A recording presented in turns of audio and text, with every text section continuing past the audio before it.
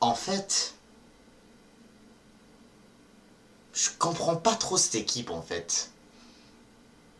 J'en sais rien en fait, j'en sais rien. Il y a plein de choses à dire sur ce match, ça c'est sûr. Mais là, vous êtes sûrement en train de vous demander pourquoi je suis autant bizarre en me montrant que je commence cette vidéo assez zen. Le fait de tout ça, c'est que en fait, pourquoi en fait, on ne peut pas voir ce genre de performance-là tous les semaines. Moi, qui a critiqué nombre de ces joueurs qui ont tous réussi à fermer mon clapet. Il faut qu'on parle de tout ça aujourd'hui. Mais bref, salut à tous! Aujourd'hui, on se retrouve pour faire le débrief de cette magistrale rencontre, une masterclass 5 étoiles entre Arsenal et Manchester City. Victoire 5 buts à 1 de Arsenal aujourd'hui à l'Emirates Stadium. Et aujourd'hui, je peux rien dire à part que je suis entièrement satisfait de cette victoire. Alors là, on est énormément sur le meilleur match d'Arsenal en 2025. Jamais en 2025, au mois de janvier, là, on a vu Arsenal aussi décisif comme ça, où est-ce qu'on a vu tous les joueurs. Il y avait toujours des défauts que je devais à dire. Que ce soit la victoire contre Brentford, que ce soit le match nul face à Brighton, voilà, il y avait plein de choses négatives. La défaite contre Newcastle, la défaite contre Man U au tir au but. Beaucoup de choses énormément négatives que j'avais à dire sur ce match-là. La victoire contre Spurs, c'était pas très simple, on aurait pu faire plus normalement. Si, admettons, on avait... En tout cas, il faut que je vous explique là, ça par la suite, mais sinon, le match nul contre Villa, la victoire contre Wolves qui était vraiment pas simple non plus. En tout cas, il y a eu énormément d'améliorations. C'est ça l'affaire. Mais avant de commencer, n'hésitez pas à vous abonner, liker, commenter, ça va faire toujours un très grand plaisir de vous avoir dans mes vidéos. Franchement, on peut dire qu'on est sur le match de la saison même. Pas juste le meilleur match de l'année 2025. On est sur le meilleur match de la saison. Jamais j'ai vu Arsenal aussi tard comme ça. Comment est-ce qu'on n'a pas pu jouer comme ça contre Man U? Comment est-ce qu'on n'a pas pu jouer comme ça contre Tottenham? Enfin, contre Tottenham, on a gagné quand même, mais comment on n'a pas pu leur mettre plus? Comment on n'a pas pu jouer comme ça contre Newcastle même? Comment on n'a pas joué? Je sais que c'est City qui est en crise. Mais même n'importe qui, même Man U est en crise. Et t'arrives pas à les battre. T'arrives même pas à être capable de les battre. Comment en fait on pouvait pas faire ça? C'est ça qui me dégoûte en fait. Je vois cette victoire aujourd'hui en Première Ligue, 6 points derrière les Reds, avec un match de retard pour les hommes de Arne Slot, pour qu'au final, tu te dises par toi-même, pour qu'au final tu te dises par toi-même, que enfin on voit un si beau match comme ça, et tu te dis la même, et là maintenant, je fais que me dire ça depuis un bon moment. On ne voit pas ça face à... On n'a pas vu ça face à Man United, face à plein d'autres équipes en Première Ligue. Et là, à l'Emirates Stadium, tu reçois City, tu gagnes 5-1. C'était, en tout cas, oui, il faut dire que c'était mérité, il faut le dire, hein, City, littéralement, c'était terrible aujourd'hui, même à ça. Sinon, je peux dire littéralement, là, que c'était le pire match de City cette saison. C'était bien le pire. Et ouais, c'était bien le pire. Parce qu'on a bien vu, voilà, que City ont eu énormément de défaites cette saison. Brighton, Bournemouth, Manchester United, Juventus, Sporting, PSG, plein d'autres équipes, voilà. Sinon, Liverpool, Tottenham, etc. J'ai littéralement oublié cela, mais peu importe. Sinon, bien sûr, il y a eu plein de matchs nuls vraiment honteux, comme Crystal Palace, Brentford, etc. En tout cas, Assad être sorti contre Bruges aussi. Donc, franchement, rien à dire que vraiment que c'était normalement un match que tu étais largement capable de gagner. C'est parti maintenant, nous allons pouvoir commencer à parler de cette équipe. Alors tout d'abord, dans cette première mi-temps en fait, David Raya. Vous avez bien vu dans mon avant-match le stress que j'avais avant ce match-là? Le stress que j'avais sur le fait que David Raya pouvait sembler blessé, etc. Ouais, peu importe de tout ça. Moi, qui avait tellement peur de ça. Et là, finalement, il était en pleine forme aujourd'hui, là. Il était en pleine forme, surtout en première mi-temps, parce qu'en deuxième mi-temps, vraiment, City faisait rien du tout que de nous donner les balles et qu'on marque. Mais peu importe, On va revenir sur tout ça plus tard parce que vraiment, c'est sûr que vraiment j'aimerais vraiment revenir sur un par un sur les choses. Mais en tout cas, pour commencer, bah oui, David Raya vraiment exceptionnel. Hein. Si vous voyez juste l'arrêt qu'il a réalisé, je crois que c'était à la 20e, plus... Non, à 17. Je me souviens comme c'était dans les 15-20 minutes. Finalement, c'était bien à la 22e minute lorsque t'avais... comment ça s'appelle je crois que c'était Gvardiol. Je crois que c'était Gvardiol, ouais. Le joueur qui avait fait la tête sur ce corner-là à la 22e minute. Et là, t'as David Raya qui te fait un arrêt de malade. La balle est littéralement arrivée vite comme ça, zdoum, et là, il l'arrête. C'était juste fou comme arrêt, là. Littéralement, là. Je me souviens, je pense, si je me rappelle bien du match nul contre Liverpool au mois d'octobre, si je me rappelle bien, je crois qu'il y avait... C'était à peu près la même chose. Le but, c'était à peu près pareil. C'est juste que là, il y avait comme une déviation, voilà. Mais le truc, c'est que Van Dijk, quand il avait marqué, il l'avait comme mis, mais un peu plus à terre. C'est pour ça qu'au début, je me suis dit, comment il a pu pas faire la même chose sur ce but de Van Dijk. Mais ça reste que voilà, c'était très bien fait aussi. Il faut pas oublier non plus que c'était très bien joué par Luis Diaz. Mais peu importe, le but de... en fait, cette tête de Gvardiol qui a bien été puissante. Et Raya n'a eu aucun mal pour l'avoir. Le pire, c'est qu'elle est tombée sur la barre. Et là, heureusement que tu avais un Saliba qui était beaucoup plus fort que au match aller. Malgré que... En tout cas, c'est sûr qu'il n'était pas non plus mauvais au match aller. Hein, mais je ne vais pas revenir sur son match aller, mais peu importe. Tu as aujourd'hui... Erling Haaland qui était vraiment transparent du côté de Manchester City. Mis à part le but qu'il a mis à la 55e. Ensuite, revenons maintenant dans l'équipe. Timber. Pour moi, Timber, j'ai pas trop grand chose à dire sur lui. Surtout que le fait qu'aujourd'hui, même Marmouche, la vérité, il a été transparent aujourd'hui. Il n'a pas vraiment fait grand chose, faut le dire. Soyons honnêtes, en tout cas. Pour son deuxième match avec City, littéralement, il a été transparent. C'est sûr qu'il a fait un superbe dribble. C'est sûr que les contre-attaques qu'il faisait, ils étaient dangereuses. Mais il faut dire que Timber non plus, lui aussi, il n'était pas très rapide quand même. On dirait qu'il le faisait peur. On dirait comme si c'était comme Mohamed Salah en face. Mais en tout cas, c'est sûr qu'en même temps, le fait que Omar Marmouche... aujourd'hui a eu du mal, c'est sûr que là, on va encore une fois comprendre. C'est pour le même cas qu'avec Mikel Merino. Quand je me disais, c'est que voilà, peut-être, le but, c'est que peut-être, voilà, il faut qu'il s'habitue avec la première ligue, voilà, comme la plupart de certains footballeurs qui arrivent de d'autres championnats, comme la Liga, la Bundesliga, la Ligue 1, voilà. C'est pas le cas pour Mazraoui, hein. Je prends l'exemple de Mazraoui, mais peu importe. Voilà, donc oui, Marmouche a bien été transparent, mais il faut dire qu'il y a un autre joueur qui a bien été sur Marmouche aujourd'hui, ça c'est sûr. Mais Timber aujourd'hui, il faut dire que c'était pas très exceptionnel son match, malgré que quand même, il récupérait des ballons, tout c'est sûr, il faisait bien quand même les touches aussi, malgré que si je me trompe pas, ça, le but... Non, rien, j'ai rien dit. Je me suis dit, est-ce que le but venait pas d'une... Le but de Haaland ne venait pas d'une touche de Timber, mais finalement j'en sais rien, mais... Certainement, c'est pas ça. Mais sinon, de l'autre côté,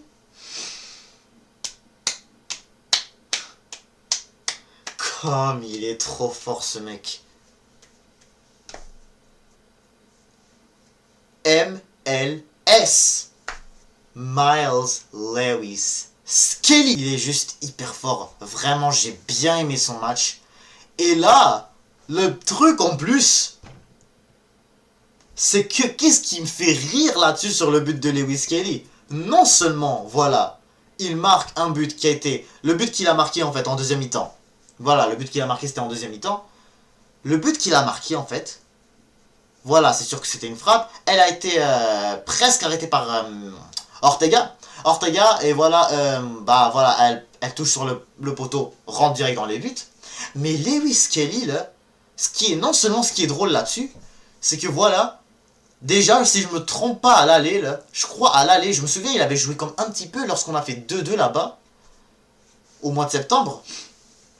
Et là, t'as Erling Haaland, qui lui dit, who the F, je vais pas dire là, mais who the F is that, ou who the F is you. Pour qu'au final, il te marque ce banger, et il te fait la célébration de Erling Haaland. Il te célèbre comme ça, là.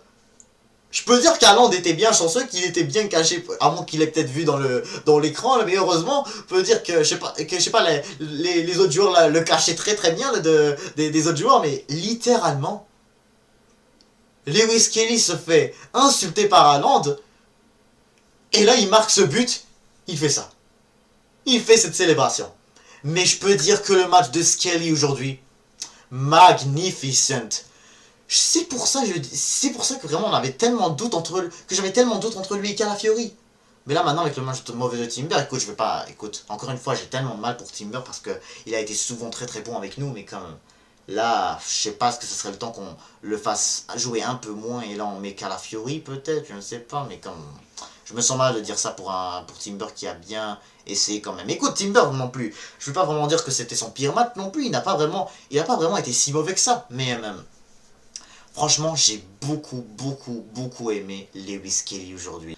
Saliba, Gabriel, en charnière centrale, exceptionnel. Même si que quand même sur le but de Haaland, faut le dire, c'était pas si bien défendu là-dessus. Faut le dire. Parce que quand même, tu vois que t'as Savigno, enfin, qui a bien été, que Gabriel a bien essayé comme de l'empêcher, mais comme littéralement, oui, Saliba était juste peut-être pas très bien placé derrière Erling Haaland, mais faut dire aussi que en même temps, c'est sûr que vraiment le Erling Haaland avait vraiment un gros espace autour de lui où est-ce que littéralement il pouvait aller chercher la balle et la mettre dans les filets. Mais en tout cas, ça reste que c'était pas non plus une mauvaise défense. C'est sûr que vraiment le fait que City ait eu beaucoup de mal à faire des tirs cadrés aussi dans ce match-là, vraiment c'est pas du hasard. Hein. C'est pas parce que eux ils sont nuls. C'est pas juste parce que eux ils étaient nuls. Le fait que Marmouche, Foden, Haaland, mis à part le but, mais oui, mais sinon, à part ça, c'était qui l'autre joueur Savigno, c'était Savigno aussi, qui était vraiment transparent aussi, parce que je me souviens, il y a eu une occasion où est-ce qu'il était, c'était très bien joué par Marmouche, et là, il passe à Savigno, mais Savigno fait littéralement, cadre n'est même pas capable de juste essayer de tirer, mais peu importe. Le truc, c'est que, voilà, c'est que, en fait, voilà le fait que l'attaque de Manchester City, on la voyait presque pas. C'est pas juste parce que eux, leur attaque, ils étaient transparents, parce que c'est vrai qu'ils l'étaient. Mais comme notre défense aussi, énorme. T'as pas. Saliba lâchait presque pas Haaland. Mis à part le fait qu'au début du match, lorsque Odegaard a ouvert le score, et là il vient y dire stay humble. Bah ouais, il a dit stay humble to Erling Haaland. Ouais, je parle en anglais, hein. Bref. J'ai tellement envie de parler en anglais, mais en tout cas. Erling Haaland. Voilà, s'est fait dire stay humble par Gabriel. Surtout si on se souvient de qu'est-ce qui s'est arrivé à l'Etihad Stadium lors du but de John Stones. Qui est là, Haaland prend le ballon et la lance sur la tête de Gabriel. Et là maintenant il se fait dire ça. Il se fait dire ça. Franchement, ce match, faut dire que Erling Haaland.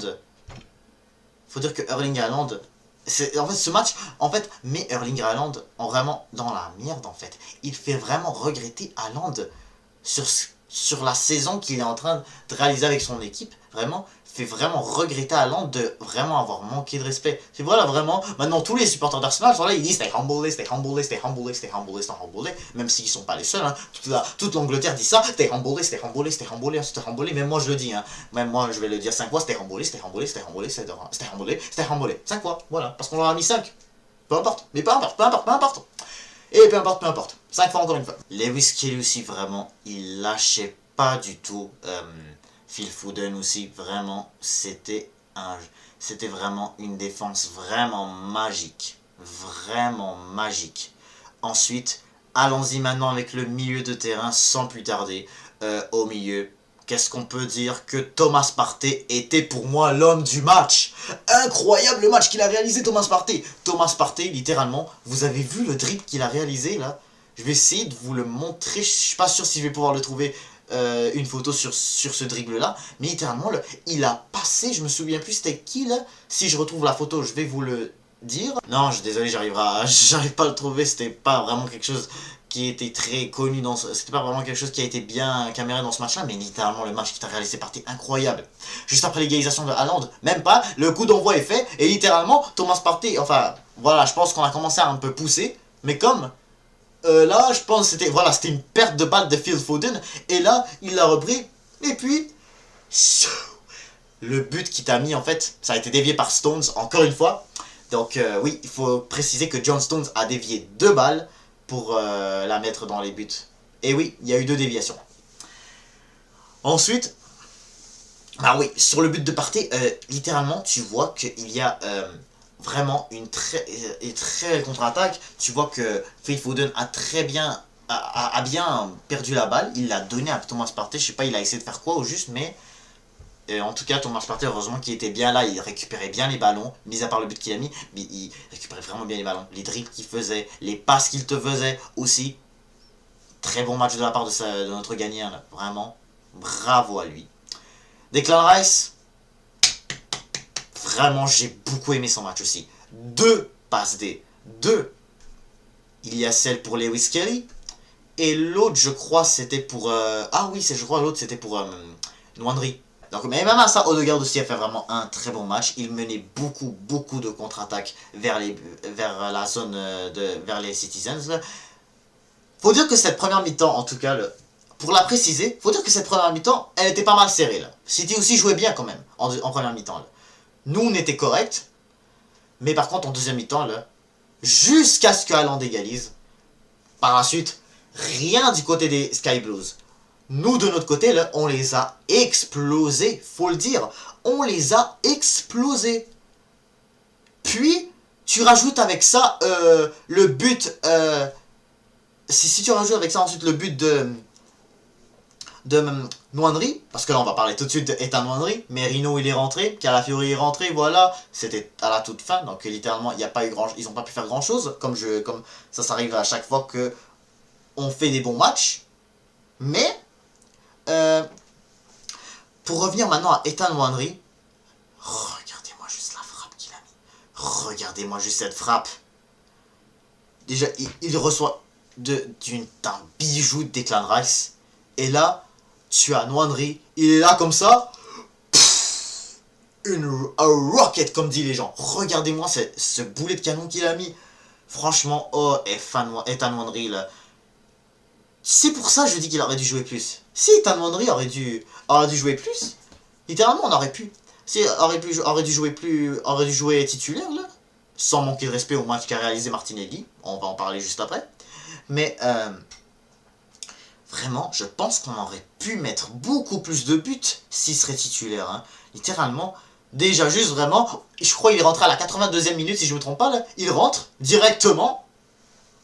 Première chose qu'il fait, c'est marquer cette boulet de canon. Incroyable. Franchement, pour un jeune 17 ans, mérite autant de confiance. Je pense Yamal est le seul à avoir ce record-là. En tout cas, je suis sûr qu'il aurait dû avoir d'autres, mais en tout cas, vraiment... Nwanri, t'es le English Yamal. Je pense que les autres ont raison. Ce que t'es en train de nous faire, c'est vraiment incroyable. Puis, passons à l'attaque rapidement. Martinelli, Havertz, Trossard. Trossard, vraiment un match magique de sa part lui aussi. Littéralement, il faisait des dribbles incroyables. Il perdait pas beaucoup de ballons. Il était capable de garder le ballon dans ses pieds. Il levait sa tête. Il faisait des beaux centres. Comme souvent il le fait. Souvent il fait des bons centres. Mais même... Sinon, aussi... Et voilà, c'est lui qui ramène aussi le but, parce que voilà, c'est lui qui a repris la balle de Akanji pour la donner à Rice, Havertz, puis Odegaard. Kai Havertz, il donne la passe à Odegaard, mais par contre, Havertz, je sais que tu as mis le 4ème but là, c'était une très belle frappe d'ailleurs, très beau dribble, très belle frappe, mais expliquez-moi quand même, pourquoi tu rates ça quand même? Pourquoi t'as raté ça quand même à la 25e? Pourquoi t'as loupé ça, wesh? Quand même là. Parce que là en fait je vais revenir en fait. Parce que là voilà, on avait ça. On avait aussi le but de Martinelli qui n'avait pas compté. Martinelli, voilà, il joue son match. Il fait une très belle passe à Havertz. Et voilà, littéralement, il a été enfin un joueur aussi rapide. Mais comment voilà, il marque ce but hors jeu qui était vraiment très bien marqué. C'était bien un très beau lob. Donc imaginez si ce but de Martinelli aurait dû compter. Et ce but, et cette occasion de Kai Havertz, déjà t'es 3-0 à la mi-temps. T'es 3-0 à la mi-temps. C'est juste incroyable comment On aurait pu gagner ce match beaucoup plus, hein, avec un score beaucoup plus énorme que ça. Bah, écoute, tu mets 5-1 City. Je sais même pas ce que ça. Quelqu'un a déjà fait ça dans leur vie. 4-1, on a vu ça avec Sporting, 4-2, voilà, etc. C'est sûr, d'autres scores, on en a vu des énormes scores face à City. Mais, c'est sûr que vraiment, je suis pas sûr d'avoir déjà vu Arsenal gagner avec un énorme score comme ça face à City. Et là maintenant beaucoup de personnes disent que c'était vraiment le pire match de la carrière de Guardiola. Faut dire que c'est déjà sa pire saison, ça c'est certain, hein. C'est sa pire saison. Hein. Mais là j'ai déjà parlé de l'équipe, vraiment, l'équipe a été juste magique. Mais pour revenir au raté de Havertz, écoute, c'est sûr que tu m'as fermé ma bouche juste après. Mais c'est sûr que là, quand j'ai vu l'égalisation de Haaland, je me suis dit, oh, on va le regretter, c'était Havertz. Mais littéralement, il m'a fait fermer mon clapet. Vraiment, lui et Martinelli, les matchs qu'ils ont fait, là, ces deux-là ont fait, fermer mon clapet direct. Vraiment, c'était incroyable. Hein. J'espère qu'il continue comme ça. Hein, parce que là, maintenant, hein, après cette victoire-là, ça montre que je pourrais commencer à y croire un peu plus parce que mercredi, c'est la demi-finale retour de Carabao Cup contre Newcastle United. Alors ouais, on est en train de perdre 2-0, on est déjà mené 2-0 après la défaite à domicile il y a un mois, au mois de janvier. Mais là maintenant, il faut vraiment qu'on essaye. Mais là vraiment après ce que j'ai vu aujourd'hui, vraiment, après vraiment voir des Nwaneri en feu, des Lewis Kelly en feu, et que vraiment on a vu une très bonne amélioration de certains, on se demanderait peut-être, et en plus de ça que Newcastle aussi commence à s'incliner souvent récemment, depuis qu'ils nous ont battus, ils ont commencé à s'incliner un peu plus. Voilà, on a vu ça contre Fulham, on a vu ça contre... ce week-end ils avaient perdu contre Fulham, il y a pas longtemps ils avaient perdu 4-1 contre Bournemouth, voilà, quand même ils s'imposent contre Southampton, voilà, c'est pas énorme, mais ça reste que Newcastle United, voilà, se sont quand même inclinés à quelques reprises, voilà, depuis qu'ils nous ont battus. Donc, ça montre que peut-être si tu joues comme on a joué aujourd'hui face à City, ça se pourrait que quand même tu pourrais prendre ta place à Wembley. Car déjà pour commencer, si tu veux te qualifier pour aller à Wembley en fait, si tu veux espérer peut-être faire une remontada face à les hommes de Eddie Howe, en fait, il faut que tu ouvres le score comme aujourd'hui. Début du match. Je dirais maximum 20e minute si tu veux. Dans les 20 premières minutes si tu veux vraiment espérer peut-être une remontada. Ça serait vraiment bien. Ça serait vraiment... Comme ça on aura pas mal de temps par la suite. Pour par la suite espérer peut-être mettre un deuxième. Idéalement même mettre un deuxième avant la mi-temps aussi. C'est vraiment ça qu'il faut faire. Comme ça vraiment là. La deuxième mi-temps là. Il faut surtout aussi qu'on ait une défense aussi incroyable comme aujourd'hui. Hein. Faut le dire. Hein. Il faut qu'on le dise. Hein. Faut pas avoir vraiment des messieurs là, qui se lèvent comme ça. Qui laissent passer là, comme je l'ai fait la dernière fois là, comme ça. Ou comme ça peu importe. Vous pensez que j'imitais qui, mais peu importe. Ça montre que dans ce match-là, va falloir que qu'on se bouge pour de vrai. Hein. Parce que moi, j'ai l'une de ces envies d'aller jouer cette finale à Wembley pour de vrai et pouvoir, Inch'Allah même, soulever cette cup. C'est sûr que là, on est actuellement l'équipe avec la moindre probabilité de se rendre en finale, vu que là, on est incliné 2-0. À l'extérieur en plus. C'est pas comme Liverpool. Là, ils sont inclinés 1-0 face à Tottenham. Mais là, ils ont leur match à Anfield ce jeudi. Mais Liverpool, mais sinon t'as Tottenham qui sont à un pied de la finale et aussi tu as Newcastle United qui sont eux aussi à un pied de la finale. Donc, je pense que je peux toujours y croire. Hein. Je pense qu'on peut toujours y croire. C'est sûr que là, sur ce match-là, en tout cas, c'est sûr que je vous en dirai beaucoup plus de détails. Je vais vous en dire des détails hein, sur cette rencontre. Hein, qu'on va les affronter même ce mercredi, en tout cas. Soit demain ou mardi, vraiment, je ferai cette vidéo avant match. Et je dirai vraiment qu'est-ce qu'il faudra absolument faire si on veut aller à Wembley. Mais vraiment, ça va de débrief, mais vraiment, je me suis jamais attendu à une si belle performance comme ça, face à Manchester City en plus. Hein.